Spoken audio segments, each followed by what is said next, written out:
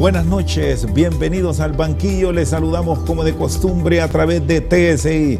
Hoy vamos a hablar de los procesos de descentralización a nivel de las alcaldías municipales y cómo se proyecta el proceso electoral a 27 días de que los hondureños tomen esta decisión.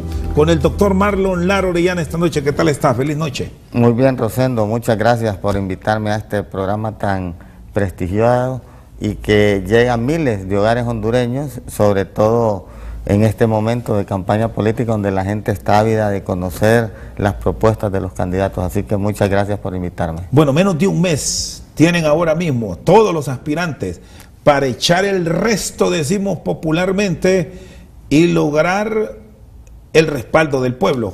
¿Cómo se está trabajando San Pedro Sula? Bueno, un trabajo intenso. Nosotros hemos comenzado hace unos 4 meses un trabajo fuerte de contacto con la gente, visitas, caminatas de casa en casa, en todos los barrios y colonias de San Pedro Sula, escuchando las necesidades que tienen los habitantes, conociendo las necesidades que tienen los ciudadanos. San Pedro Sula ha sido una ciudad caracterizada por su desarrollo, por su planificación, por ser una ciudad caracterizada más que todo por el desarrollo empresarial.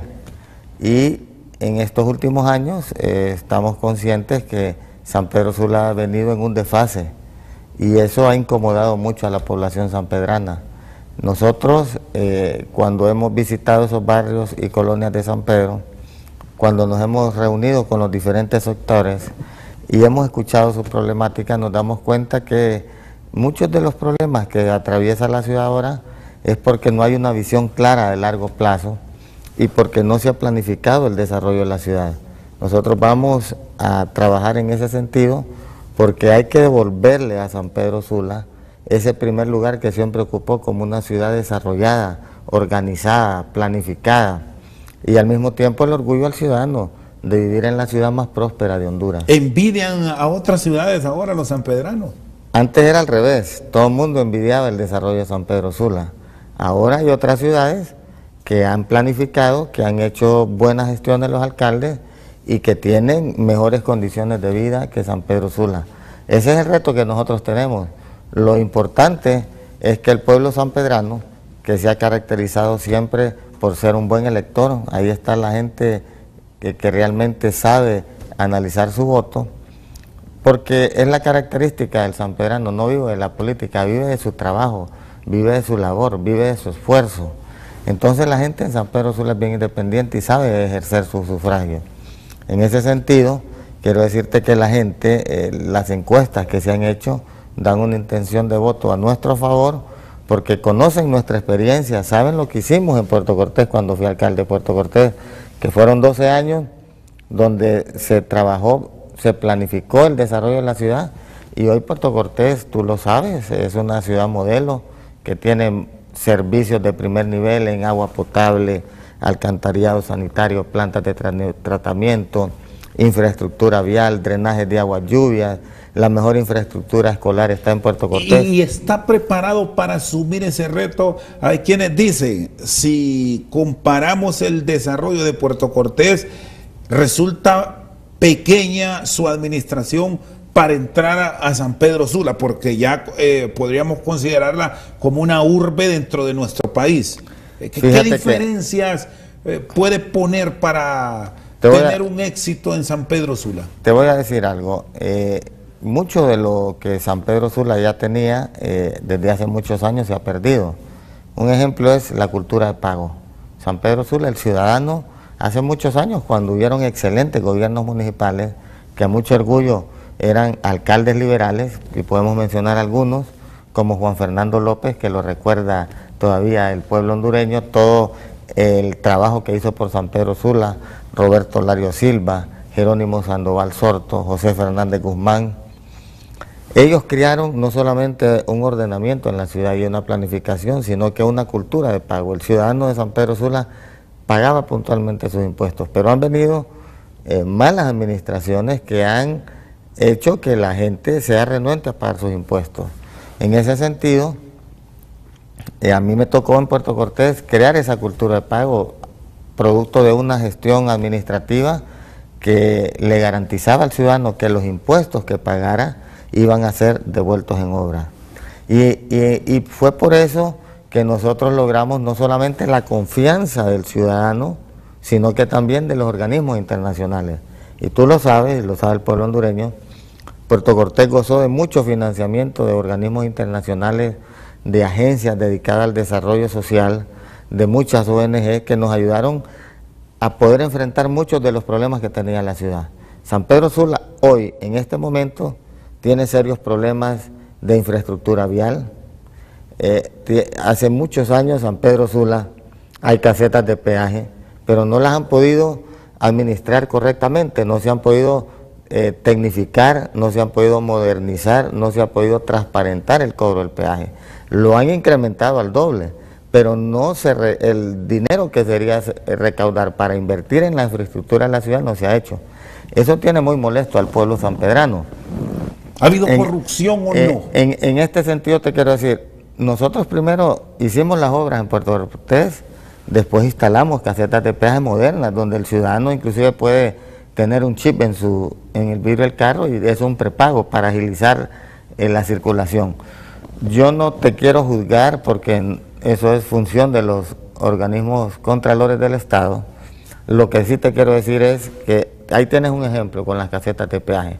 Durante muchos años, en estos 4 años, por ejemplo, de administración, iniciando la gestión administrativa, duplicaron el cobro del peaje de 6 lempiras a 12 lempiras. ¿Y qué grado de responsabilidad han tenido también liberales, libres, gente del PAC? Porque es una corporación municipal, no es decisión unilateral. Yo lo que considero es que primero debieron haber modernizado las casetas de peaje y luego crear un fideicomiso para que los fondos que se recaudaran del peaje fueran invertidos en lo que dice la ley, en construcción de nuevas vías de comunicación, operación y mantenimiento. En ese sentido el ciudadano está de acuerdo si es transparente el cobro, si se invierte en lo que la ciudad necesita. Pero hay otros problemas que tiene la ciudad, además de ese grave problema que le quita tiempo al ciudadano, porque mucha gente para llegar a sus casas tarda hasta 3 horas. No solamente le quita el dinero, sino que le quita tiempo. Pero hay otros problemas. Uno de los problemas que nosotros resolvimos es el sistema de alcantarillado sanitario con plantas de tratamiento. Ese proyecto lo vamos a ejecutar en San Pedro Sula. No es posible que San Pedro Sula a estas alturas haya colapsado su sistema de alcantarillado sanitario y no tenga plantas de tratamiento. Esa va a ser una prioridad para nosotros porque eso tiene que ver con la salud del ciudadano. Eso tiene que ver con evitar muchas enfermedades infectocontagiosas que si no se tiene un sistema de alcantarillado sanitario va a provocar muchas enfermedades a los habitantes. ¿Cuál es el proyecto que debe de forma conjunta respaldar? Que si al final Marlon Lara no es electo alcalde de San Pedro Sula y es otro de los aspirantes, ¿estaría de acuerdo en darle total apoyo y que de su lado espera la reciprocidad del caso si lo favorecen con el voto?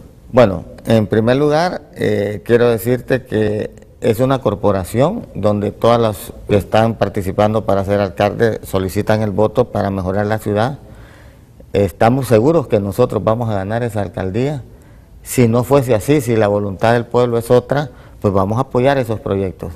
Otro proyecto importante que necesita la ciudad es el drenaje de agua lluvia. San Pedro Sula, cuando llueve, 30 minutos después que llueva, tienes un caos por toda la ciudad. Calles totalmente inundadas, porque colapsó también el sistema de drenaje pluvial y son proyectos que tienen que darse atención prioritaria, porque también tiene que ver con vidas humanas. Muchas personas pierden la vida en esas, porque las avenidas principales de San Pedro Sula se convierten en ríos, y eso tenemos que evitarlo. Cualquier gobierno tiene que procurar salvaguardar la vida de los habitantes. Está con nosotros esta noche al banquillo el doctor Marlon Lara Orellana, aspirante a la alcaldía municipal de San Pedro Sula. Sin rodeos, después de la pausa, ¿cometió un error o no Marlon Lara cuando habló de alianzas con Libre, y con candidatos independientes para enfrentar a Armando Calidonio, ¿es acaso esto una muestra de debilidad, que no está seguro de sí mismo, o por qué lo hizo? Ya tendremos la respuesta.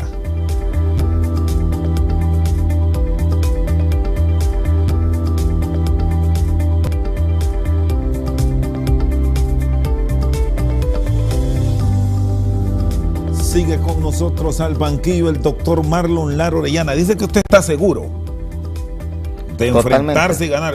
¿Por qué anda buscando alianzas? Yo no las ando buscando, a mí me buscaron.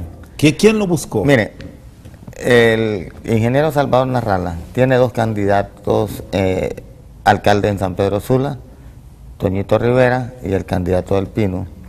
Y también hay una candidatura independiente de Fátima Mena. Eso le ha generado mucho conflicto a lo interno de su partido. Él hizo muchas encuestas en San Pedro Sula y las encuestas demostraban que la intención del voto del pueblo sanpedrano es a mi favor. Es decir, a usted lo fueron a buscar para que encabezara. A mí me pidieron que habláramos, me enseñaron las encuestas, nosotros tenemos nuestras propias encuestas y coinciden, donde la intención de voto es a nuestro favor, y el coordinador de la alianza, Manuel Zelaya, y Salvador Narrala, me pidieron que habláramos y debatiéramos el tema. Yo no tenía ningún problema en hablar. En política es importante mantener contacto con los adversarios, y en ese sentido yo les dije que estaba dispuesto a ofrecer la vicealcaldía al candidato Toñito Rivera para que hiciéramos una sola fórmula, siempre y cuando fuera dentro del Partido Liberal. Entonces usted no levantaría la bandera de Libre, ni de la alianza. No. Al final ellos lo que me pedían era que hiciéramos una sola planilla, pero que yo me fuera a la alianza. Y yo les dije, eso no es parte de la negociación, porque yo acepté la candidatura a la alcaldía en San Pedro Sula por dos cosas. Uno, por ayudar a mi partido, y dos, por ayudar a la ciudad. Porque muchos de los problemas que tiene San Pedro Sula, yo ya los he resuelto y sé cómo resolverlos, y los vamos a resolver. Pero nunca en la negociación estaba que yo iba a dejar el Partido Liberal para irme a la alianza, y eso lo hice ver. Cuando ellos pusieron finalmente esa condición, pues yo les dije, no va a ser posible. Si es posible hacer un espacio dentro de mi planilla de vicealcalde a Toñito Rivera, y eso lo teníamos hablado, inclusive lo habíamos hablado con Toñito Rivera. Cuando salió la noticia de que existían las pláticas, los medios me abordaron y yo expliqué lo que te estoy explicando. Es decir, hoy a menos de un mes eso está descartado y cada quien va por su ruta. Mira, yo sí dije algo cuando me entrevistaron los medios. Si la alianza no se da formalmente, se va a dar en las urnas. ¿Por qué? Porque la gente de la alianza sabe que ni Toñito Rivera ni Fátima son opción para ganar en San Pedro Sula. Pero ellos dicen lo mismo de usted, que usted tampoco es opción. Pero la opción no es lo que ellos digan, es lo que dice la gente y lo que dicen las mediciones. La verdadera opción que ha visto el ciudadano sanpedrano, la gente de la alianza, de los otros partidos, es que nosotros no solamente vamos a derrotar al actual alcalde, sino que también vamos a hacer de San Pedro Sula la mejor ciudad de Honduras. ¿Y usted cómo se lleva con Armando Calidonio? ¿Tienen trato? ¿Fueron compañeros de Cámara? Fuimos compañeros en el Congreso, cuando él fue viceministro de Seguridad, yo era alcalde de Puerto Cortés, no coincidimos. Él es una persona que cree mucho en el centralismo, yo soy una persona que cree en la descentralización. Cuando se aprobó la tasa de seguridad, yo fui el diputado que sometió que se aprobara a las alcaldías que tienen capacidad de administrar los fondos de la tasa de seguridad para montar todo un sistema de prevención municipal dentro de las alcaldías, que se les transfiriera de manera directa. Y el mejor caso es Puerto Cortés, que recibe de manera directa la transferencia de la tasa de seguridad al municipio. ¿Y están preparados, doctor? La discusión con él fue porque él no creía en esos mecanismos. Él cree más en el gobierno central que en los gobiernos municipales. Y en eso hemos tenido muchas discusiones. Y nosotros, San Pedro Sula inclusive, fue de las ciudades que siempre mantuvo los servicios básicos administrados por la ciudad. A mí me tocó descentralizar el acueducto de agua potable de parte del gobierno a Puerto Cortés, la gestión ambiental, el cuerpo bombero. Yo he sido un luchador de la descentralización. En el caso de San Pedro es al revés, más bien han entregado algunos servicios que ha manejado la municipalidad por más eficiencia para administrar el servicio, los han devuelto al gobierno central. Y ya se han superado, usted que ha sido municipalista, muchos errores e incluso incapacidades, que debemos decir que no es de todos, sino de algunos alcaldes en el manejo de estos recursos, y que de pronto por eso son los altos en algunos casos, que muchos alcaldes se han dedicado también a tomar estos fondos para hacerse su propia campaña, e incluso se han dado reportes de malversación. ¿Cómo lograr eficientar esa labor municipal, doctor? Bueno, yo considero que lo primero que un alcalde tiene que hacer es sanear la administración. Cuando hablamos de sanear la administración, significa que no existan esa gran cantidad de funcionarios que le drenan el presupuesto a la municipalidad. Cuénteme cómo hacer con los activistas, porque el que trabaja con Marlon Lara ahora, en este escenario, está claro que si anda levantando una bandera, que si anda en las caminatas, que si esté en la movilización, es que espera un empleo. Mira, yo voy a desarrollar un modelo que implementé en el FIS y que fue muy exitoso. Se llama, y lo he dicho en los barrios y colonias, programas ejecutados por la comunidad. Cualquier obra que se haga en los barrios de San Pedro Sula van a ser ejecutados por la propia comunidad.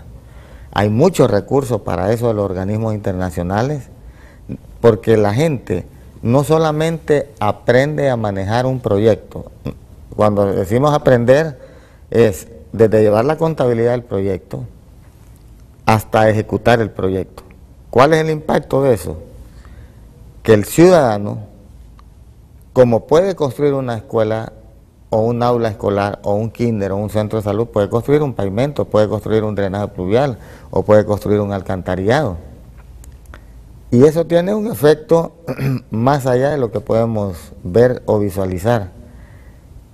Uno es que el proyecto se hace en poco tiempo. El otro es que el proyecto se hace de mejor calidad. Y el tercero es que esa obra la cuida la comunidad porque les costó a ellos. Y entonces tú ya tienes un impacto, porque la obra es el medio, lo que tú quieres es que la gente aprenda a hacer las cosas. Y podemos hablar de cualquier cantidad de obras. Y todo el recurso que se invierte en la obra, que cuesta 40% o 50% menos que hacerla con un contratista o una empresa, queda en los mismos ciudadanos. De eso es lo que yo estoy hablando en San Pedro Sula. Cuando yo visito esos barrios y colonias, la cantidad de obras que necesita esa gente, todo eso ellos lo pueden ejecutar. El tema de la seguridad, que hoy día, junto a la situación económica del país, son temas que la ciudadanía resiente y espera que se les dé respuesta. ¿Cómo desarrollarlo de una manera íntegra y que el ciudadano confíe en su autoridad? Yo he estado analizando la situación en San Pedro Sula. Me impacta cuando voy a los barrios y colonias la cantidad de niños que hay. Esas niñas hay que atenderlas. Yo voy a hacer las mejores escuelas de San Pedro Sula, pero no solamente la infraestructura escolar, van a tener todo un programa de atención en salud, todo un programa de higiene bucal, todo un programa de nutrición, que los niños al llegar al aula escolar se les entregue su merienda para que puedan tener una nutrición adecuada. Y todo lo que invertamos, todo lo que ellos consuman, se le van a comprar a las pequeñas y medianas empresas que existen en San Pedro Sula. ¿Cómo quitar de todo esto el sectarismo? Porque muchas veces es lo que nos ha llevado a fracasar aquí, que algo que hizo el de bandera azul, el rojo no lo quiere, y lo bueno que hizo el de rojo y negro, yo nunca he sido, el otro no lo quiere. Yo nunca he sido un tipo sectario, y tú lo puedes ver en mis gestiones. Cuando fui alcalde, goberné durante 12 años. y sigue ganando la persona que me sustituyó, porque no hemos sido sectarios. La comunidad trabaja con nosotros y nosotros trabajamos con la comunidad, sin ver colores, porque cuando tú te conviertes en alcalde o en diputado o en ministro, gobiernas para la gente, no tienes que ver colores políticos. Y nunca he sido sectario, ni lo voy a hacer. Siempre he tenido esa posibilidad de llevarme con la gente que tiene inclusive diferentes ideologías. Yo soy tolerante a los pensamientos, pero también me gusta que la gente se convenza con los argumentos que uno puede manifestarle. Y en ese sentido, yo quiero decirte que cuando vemos la intención de voto en San Pedro Sula, muchos nacionalistas va a votar por nosotros, mucha gente de la alianza va a votar por nosotros. Si se queda el regidor, va a estar ahí, no va a salir como otros que porque no les dieron la oportunidad de ser alcalde, se van y abandonan el barco. Yo soy respetuoso, yo respeto el voto del pueblo, sé que la gente en San Pedro Sula sabe votar, y en ese sentido, cuando la gente me dice, ¿por qué la seguridad? Porque conozco al pueblo sanpedrano, sé cómo vota el pueblo sanpedrano, y la gente va a votar ahorita por dos opciones, solo hay dos opciones, o reelegir al actual alcalde o votar por su servidor. Lo demás, la gente no va a mirar ni para un lado ni para el otro, va a decir, la gente, los pocos que voten por las otras opciones, esos votos es para ayudarle a que se reelija el actual alcalde. ¿Cómo está su relación con Mel Zelaya? Fue su ministro en el Fondo Hondureño de Inversión Social. ¿Se llevan bien, doctor? Somos compañeros en el Congreso. Le he reclamado muchas veces por la división que se generó en el 2009, no solamente en el partido, en el país. Lo hemos discutido con él. Él tiene sus puntos de vista, yo tengo los míos. Yo creo que, y se lo he dicho a él, que fue un error haber dividido el Partido Liberal. Producto de esa división, el Partido Nacional ha gobernado 2 periodos consecutivos. Pero bueno, todavía hay oportunidad para que en su momento el liberalismo se vuelva a encontrar. El Partido Liberal, durante la historia de Honduras, ha sido el partido que ha dado vida a otros partidos, al Partido Nacional y luego al Partido Libre. ¿No hay resentimiento suyo de parte de Mel porque lo quitó del FIS? De ninguna manera. Él, cuando yo fui ministro del FIS, me dijo que el partido necesitaba que los líderes fueran a la lucha política, y tú recuerdas, yo me fui a formar un movimiento con Pineda Ponce y con Gabriela Núñez. Después de mucho tiempo decidimos hacer una alianza con el ex candidato presidencial Elvin Santos, logramos ganar las elecciones internas. Desafortunadamente ocurrieron los acontecimientos del 2009 que provocaron no solamente la división en el partido y en la familia hondureña, sino que también la derrota durante 2 elecciones consecutivas al Partido Liberal. ¿Y siente recuperado el Partido Liberal ahora mismo o aún no? Mira, yo siento que tenemos un excelente candidato, una persona formada académicamente, con mucho conocimiento de la problemática nacional, un hombre íntegro, un gran liberal, y eso ha hecho que le devuelva la confianza no solo al liberalismo, sino que también al voto indeciso, el voto independiente, e inclusive muchos nacionalistas que va a darle el voto a Luis Zelaya. ¿Y cómo logra esa armonía con la base? Porque si bien ya Gabriela se ha acercado, hay algún sector que resiente la posición que tuvo Luis en decirle, usted no va de diputada. E igualmente ha existido malestar por la forma en que se ha puesto como posición del Central Ejecutivo en el caso de algunos aspirantes a diputados que renunciaron, que dijeron que volvían, que no estaban. Mira, y al final no llegaron. Luis es un hombre que logra despertar simpatía en la gente, no solamente del Partido Liberal, ni el voto independiente, ni el indeciso, sino que aquella gente que está cansada de la clase política, de lo mismo. Y sus acciones, por no ser una persona que ha estado en política toda la vida, son de una persona que piensa diferente. Esas acciones le puede disgustar a cierta parte de la población, pero le gusta a mucha gente porque dice, bueno, ya al fin hay alguien que tiene don de mando, que está haciendo que se respeten las leyes, que no sigue con los mismos. Eso es importante, porque cuando tú analizas las encuestas, miras una gran cantidad de gente indecisa, porque está cansada de la clase política, y mira un montón de gente que se quiere abstener. Eso es malo para la democracia. Yo creo que la gente tiene que ir a votar. Y con su experiencia, ¿quiénes son los hombres ideales o las mujeres ideales para sustituir esas vacantes? Porque a veces pesa mucho el arraigo y no la amistad. No, mira, en el caso de Francisco Morazán, tengo entendido que Gabriela desistió de la posición que quería ocupar y, como dijo Luis, ya la ley dice cómo debe integrarse la planilla de acuerdo a lo que dice la ley electoral. Si renuncia a un propietario, el suplente pasa a ocupar la posición. Si el suplente no quiere ocupar la posición, pues se busca otro candidato. Ya está estipulado en la ley electoral. Creo que él ha sido claro y su posición contundente de respeto a la ley ha hecho que no solamente mucha gente simpatice con eso, sino que también los mismos dirigentes del partido entiendan que son otros tiempos y es un candidato que piensa diferente.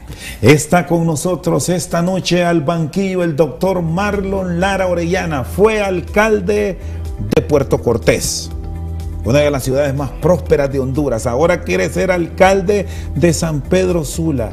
¿No es acaso esto un capricho de Marlon Lara? ¿Es su última aspiración o va a seguir buscando nuevos derroteros? ¿Sigue con ese gusanito de ser presidente de Honduras sin casaca? Después de la pausa nos responde aquí en Al Banquillo.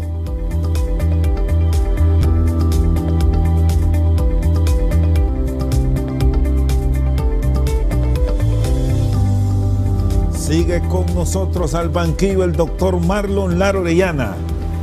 ¿Es su última aspiración o va a seguir en política? A mí me gusta la política y quiero decirte que... ¿Pero le gusta porque le va bien a los políticos? No, me gusta porque a mí me gusta servir. Yo he sido un hombre de servicio y tú miras mi trayectoria política. He sido un hombre que ha innovado en muchas de las cosas que yo hice en Puerto Cortés. Después se convirtieron en ley de la República. El tema del agua potable y el alcantarillado, por ejemplo, se hizo la ley marco del agua potable. ¿Quién lo metió a política a usted? ¿Cómo le surgió ese gusanito? Bueno, mira, cuando yo recién me gradué en la universidad, una vez llegó Ramón Villeda Bermúdez, que de Dios goce, a la facultad y yo estaba recién graduado. Y él invitó a una reunión y yo fui parte de esa reunión. Estando en la reunión, él mencionó que quería llevar gente joven en sus planillas. En aquel momento todos dijeron, mire, Marlon Lara se acaba de graduar ahorita y está terminando su tesis y ya va de regreso para Puerto Cortés. Entonces me dijo, excelente, yo quiero a alguien así como usted porque en Puerto Cortés me fue mal, solo saqué 140 votos. Entonces yo participé ayudándolo. Yo no quería aspirar a ningún cargo porque estaba recién graduado. Y yo le dije, mire, hay otras personas que tienen más trayectoria, más tiempo. No, me dije, yo quiero llevar gente joven. Enfrenté a los que gobernaban en aquel tiempo del Partido Liberal, la alcaldía, el Congreso, y la gran sorpresa, nadie me daba la más mínima posibilidad de ganar. Inclusive los medios de comunicación le ponían atención a las figuras ya connotadas del partido, pero el día de las elecciones el ciudadano de Puerto Cortés estaba cansado de los mismos dirigentes. ¿Usted se sorprendió con ese resultado? Que no le daban respuesta a las necesidades y fue un triunfo arrollador. O sea, en la noche que empezaron a abrirse las urnas, gané todas las urnas. ¿Qué edad tenía, doctor? 23 años. Es algo impresionante, me llenó de mucha satisfacción, pero también un gran compromiso para poder enfrentar todos los problemas que tenía la ciudad. ¿Y hoy qué edad tiene? Tengo 51 años de edad. Es decir, ya son 28 años. 28 años. De estar dentro de la actividad política. ¿Ha pensado dejarla?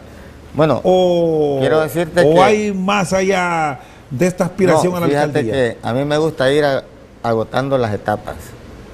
Este es un reto para mí interesante porque, te digo la verdad, cuando Luis Zelaya lanzó su candidatura, yo fui de los primeros, y él lo dice públicamente, que tuvimos una plática con él y yo le manifesté que le iba a ayudar en el departamento de Cortés. Yo coordiné en las elecciones internas del departamento de Cortés y tuvimos un triunfo contundente. Ganamos todas las alcaldías a excepción de Choloma. ¿Por qué dejó a Gabriela si habían estado en esa cercanía con alianzas con Elvin Santos?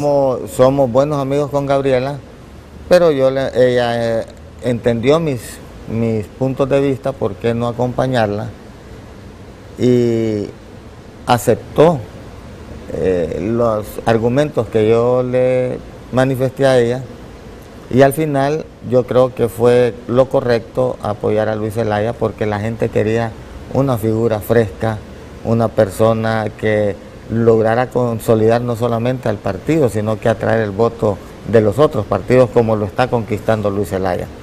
Pero lo que te quiero decir es que el reto de San Pedro Sula fue por dos cosas: por el partido, porque en la última elección el partido salió en cuarto lugar, y por la ciudad de San Pedro Sula. San Pedro Sula necesita a alguien que sepa gobernar la ciudad. San Pedro Sula es muy noble, no solamente su población. El problema de San Pedro Sula es mala administración. Una vez que logremos nosotros corregir esa mala administración, poner orden en casa, vas a ver los resultados que le vamos a dar a San Pedro Sula con toda la infraestructura, no solamente en el casco urbano de la ciudad, en la periferia, en los barrios marginados de San Pedro Sula. Hay que resolver muchos problemas que tiene la ciudad. El casco histórico tiene años de tener vendedores ambulantes. Ellos están ahí porque han decidido ganarse la vida honradamente, pero no les dan opciones.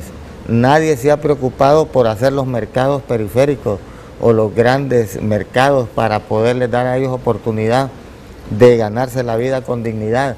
Mercados que tengan parqueos, gradas eléctricas, elevadores, que tengan guarderías. Eso es, si San Pedro Sula ha sido la fuerza de San Pedro Sula, ha sido su economía, producto de las pequeñas y medianas empresas. Cuando yo visito los barrios y colonias de San Pedro Sula, me impresiono ver la cantidad de panaderías, de zapaterías, de hojalaterías, de banisterías. La gente es incansable trabajando en cualquier lugar, en sus casas de habitación habilitan, pero no tienen el apoyo ni del gobierno central ni del gobierno local. ¿Ha pensado en utilizar como trampolín la alcaldía para aspirar a la presidencia? Usted ya aspiró en su momento. No, de ninguna manera. Yo estoy compenetrado en el tema de San Pedro Sula. Es una gran labor que hay que ir a hacer. Voy a darle una respuesta contundente a los problemas. Si gana, ¿le gustaría reelegirse? Es que, ¿o solo es para 4 años San Pedro Sula en una gestión de Marlon Lara? A mí no me gusta adelantarme a los acontecimientos y creo que es un error adelantar. Yo quiero ganar las elecciones, hacer un buen gobierno que tenga impacto en los vecinos, que los ciudadanos se vuelvan a sentir orgullosos de vivir en San Pedro Sula por las obras que vamos a hacer, administrar con transparencia el gobierno municipal. Una vez que logremos eso, pues vamos a pensar qué es lo mejor, pero no podemos nosotros adelantarnos a acontecimientos. Lo primero y el reto que tenemos todos ahorita, mis dirigentes, los ciudadanos de San Pedro Sula y las personas que van a votar por su servidor, es ganar las elecciones el 26 de noviembre. ¿En cuántas negociaciones ha estado? ¿Cuál es la que lo marca? ¿Ha estado en conciliábulos para decidir cosas de trascendencia en el país, doctor? ¿Sabes la negociación que marcó mi vida? La que hice con el BID en Washington, que fue el primer préstamo que el BID le daba directamente a una ciudad, a Puerto Cortés, 25 millones de dólares para todo el sistema de alcantarillado sanitario con plantas de tratamiento. Esa negociación me acompañó Gabriela Núñez, que era la representante de Honduras en el BID. ¿Y sabes por qué me marcó? Porque Enrique Iglesias, que era el presidente del banco, me dijo, yo era muy joven, me dijo, mire, estamos aprobando este préstamo por primera vez. Si usted logra desarrollar ese proyecto con éxito, le va a hacer un bien no solamente a su ciudad ni a su país, sino que a Latinoamérica, porque vamos a poder financiar directo a otras ciudades. Si usted fracasa, le va a hacer un gran daño, pero además de eso, si usted logra ejecutar ese proyecto, va a tener posibilidad de que ese préstamo se le condone. Y fue condonado el préstamo. Ese préstamo, después de que lo terminamos, fue condonado por el Banco Interamericano de Desarrollo. Doctor, ¿cometieron un error los liberales cuando fueron a negociar en el inicio de este gobierno que está próximo a cumplir 4 años la presidencia del Congreso? ¿Por qué no la aceptaron? Bueno, en aquel momento había mucha desconfianza de lo que proponía el coordinador del Partido Libre. Él ofreció la presidencia prácticamente a todos los diputados del Partido Liberal. No hubo un arreglo directamente con las autoridades del partido, sino que más que todo... ¿A usted le ofrecieron ser presidente del Congreso? A mí, yo no asistí a ninguna reunión porque siempre dije que todo tenía que ser con la línea de la autoridad del partido, del Central Ejecutivo. Nunca hubo esa plática con el Central Ejecutivo y eso yo considero que fue uno de los errores que se cometió. Tenía que ser a nivel institucional y de partido. Eso no se llevó y sí considero que si se hubieran llevado esas negociaciones a nivel de autoridades, se hubiera logrado conseguir la presidencia del Congreso. ¿Y los liberales han logrado buenas negociaciones? Usted ha estado en estas reuniones en el marco de las elecciones de segundo grado, y aquí venimos con el caso que lo recordamos mucho, usted cantando los votos para la elección de la Corte Suprema de Justicia. Bueno, ahí tienes un caso que tú hablas de sectarismo. Cuando hubo que elegir la persona para llevar el escrutinio, que tenía que ser alguien que tuviera el beneplácito de los 127 diputados de todas las bancadas, fue su servidor el que fue escogido por el presidente del Congreso, y todas las bancadas decidieron, confiamos en Marlon porque no es un tipo sectario, es un tipo que va a velar porque sea transparente la votación. Lo que te puedo manifestar ahí es que una de las facultades y atribuciones de los diputados es elegir la Corte Suprema de Justicia. Teníamos que elegir Corte y eso pasaba por una negociación. Lo que sí es claro y que mucha gente no lo entiende es que había que tener mayoría calificada, 86 votos. Para tener mayoría calificada había que negociar con el Partido Nacional por los votos que ellos tienen. Si no se hacía negociación con el Partido Nacional, no se podía elegir la Corte. Y un Congreso que no elige la Corte Suprema de Justicia es un Congreso que no está legislando a favor del pueblo hondureño. Fueron listos los liberales, logrando ubicar 7 magistrados que aún y cuando se hablan de independencia, aquí cada quien tiene un corazón, allá hay 7 rojos. Y pudimos haber logrado los 8, pero lamentablemente no se pudieron concretar las negociaciones que permitieran ese número, pero en la votación estuvimos a punto de sacar de un solo una mayoría de magistrados liberales. Por cierto, ¿quién fue el que se equivocó? ¿Supo usted? El que echó el voto que era muestra. Sí, lo supe, y ese fue uno de los momentos más delicados porque antes en esa misma votación, si tú recuerdas, hubo un conato de pleito de los diputados del Partido Nacional con los de Libre, por una marca que al final me tocó a mí ir ante la Junta Escrutadora a definir, porque la intención estaba clara, que estaba votando por un magistrado. Pero propuso que se anulara. No, ahí el voto tenía la validez, la intención del voto, y al final se dio por válido, pero yo ya sabía en ese momento que ese voto, la muestra estaba ahí adentro en la urna. Lo que hice fue dejar ese voto, hacer todo el conteo, y cuando lo dejé de último, manifesté a la Junta Directiva que había que anular la votación porque había un voto que era una muestra. Yo sé quién es, el diputado es de Cortés, es del Partido Nacional, pero no voy a decir el nombre porque pero por lo menos no es ético. Denos una pista, doctor, para conocer del error. ¿Cómo lo considera? ¿Que fue un error, nervios? ¿O qué ocurrió? Porque conozco bien al diputado. Te quiero decir que no fue mala intención, como mucha gente creyó, sino que fue un error como puede cometer cualquier persona. Aquí muchas veces queremos hacer del árbol caído leña, y no se trata de eso. Él cometió un error, e inmediatamente yo me di cuenta quién era el diputado. Es nacionalista y es de Cortés. Y hacen mofa ahí entre los diputados, doctor, cuando ocurrió esto, o ya se lo toman como... Pocos diputados saben quién es. Denos una pista para descartar, ¿va en la reelección o ya queda fuera? Va en la reelección. Sigue con nosotros esta noche al banquillo el doctor Marlon Lara Orellana. Una pausa, ya continuamos.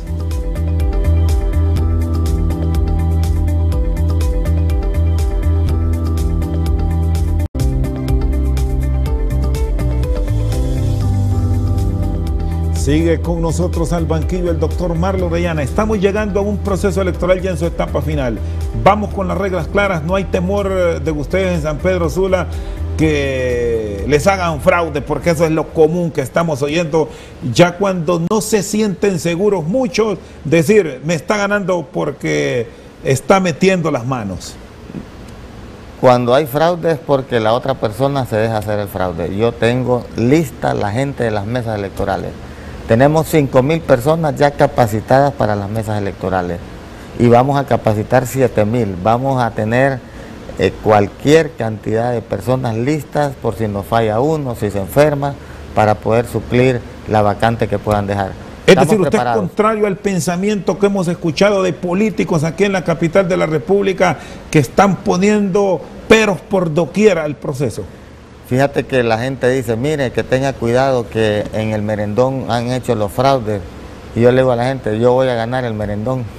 La gente del merendón va a votar por mí. Yo anduve hace poco ahí y veo el entusiasmo de la gente.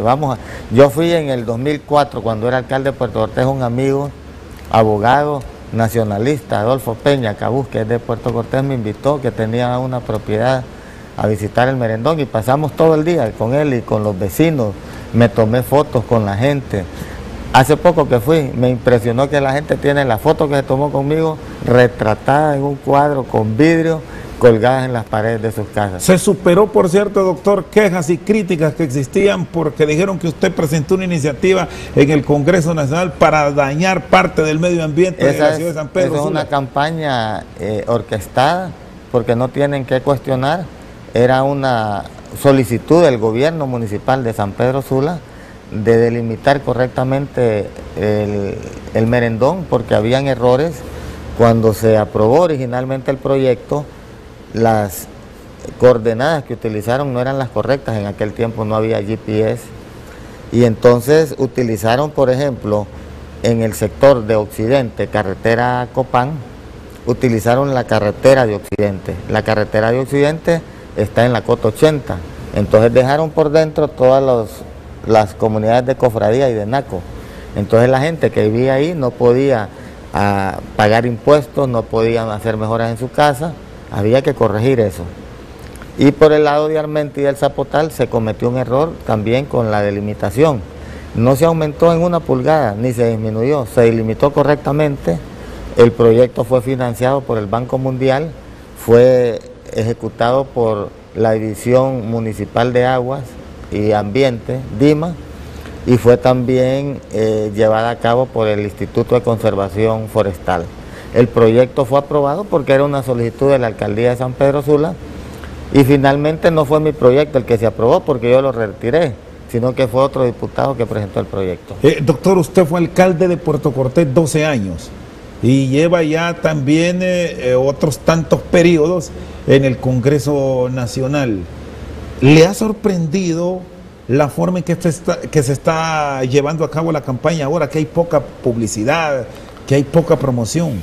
Bueno, yo creo que hay una crisis económica en el país, hay que reconocerlo. ¿O es que ya no llegan las ayudas que le daban antes a algunos políticos? Hay una crisis económica en el país y eso no lo podemos obviar. La gente, cuando tú visitas los barrios y colonias de San Pedro Sula, ves la necesidad que hay en la gente. Entonces, de parte mía, por ejemplo, yo lo que estoy utilizando es cosas que le sirven a la gente, camisetas, gorras, brigadas médicas. Yo no tengo publicidad en los postes, nunca hice, ni en las internas ni en las generales, no me ha gustado eso. Y estamos invirtiendo mucho en la gente, en brigadas médicas, en donaciones a proyectos pequeños que ellos nos presentan, y un enorme esfuerzo físico de visitar casa por casa los barrios y colonias de San Pedro Sula. Yo ya visité los 600 y pico de barrios y colonias que tiene San Pedro, casa por casa. El día de ayer visité una colonia muy populosa que está cerca del Estadio Olímpico, y cuando comenzamos la caminata empezó a llover. Ayer llovió mucho en San Pedro Sula, y entonces la gente no nos dejaba irnos y tuvimos que de 1 de la tarde a 6 de la tarde caminar por toda la colonia porque la gente salía debajo del agua. Y durante estos años que usted estuvo y que antes sí había mucho despliegue de los aspirantes, ¿le llegaron ahí ayudas extrañas u ofertas a través de interpósita persona para que desarrollara campaña? De ninguna manera, porque mis campañas han sido bien modestas y han sido más de contacto con la gente. ¿Y supo de contrincantes suyos que sí agarraron o le llevaron dinero extraño? No, porque cuando uno está en una campaña uno se dedica a... En el caso mío, yo hago una planificación, hago una estrategia, yo estoy trabajando en desarrollar esa estrategia. Pero sí reconocen que estos cambios que ustedes mismos han aprobado en el Congreso ha desentado un poco a muchos políticos que extrañamente gastaban no 1, 2, 3, sino que millones y millones. Yo no te y los que ganaban eran menos. No te podría dar esa respuesta porque mis campañas han sido muy austeras. O sea, he sido una persona que... Yo soy una persona conocida. He sido una persona que me conocen por mis logros, por lo que yo he hecho, donde me ha tocado estar en algún cargo público. Entonces yo no soy una persona que he hecho uso ni del poder que he tenido para hacer política, ni de recursos que no sean lícitos y en pequeñas cantidades. ¿Qué tanto puede cambiar el panorama político, decisiones que se tomen a nivel de los entes contralores y fiscalizadores de Honduras y posibles acciones a nivel de los partidos fuertes de Honduras por parte de la justicia estadounidense? Sí tendría un impacto tremendo porque sabemos que hay muchas declaraciones que se van a dar en los próximos días y el pueblo hondureño está pendiente de qué es lo que van a declarar y cómo puede afectar eso el mapa político de cara a las elecciones del 26 de noviembre. Eso sí tendría un impacto enorme en las elecciones. Doctor Marlon Laro Orellana, feliz noche. ¿Por qué quiere ser alcalde de San Pedro Sula? Si ya fue de Puerto Cortés, si ya fue diputado. Porque nací en San Pedro Sula, mis padres vinieron de Santa Bárbara a radicarse en San Pedro Sula y conocí San Pedro Sula siendo una ciudad próspera, desarrollada, planificada, organizada. Y es lamentable que todo eso que yo conocí siendo niño y que me inspiró a ser alcalde en Puerto Cortés y a hacer ese desarrollo en Puerto Cortés, hoy esa San Pedro Sula ya no es la que nosotros vimos cuando nacimos y crecimos. Esta noche con nosotros al banquillo el doctor Marlon Laro Orellana. Por su sintonía, muchas gracias. Feliz noche.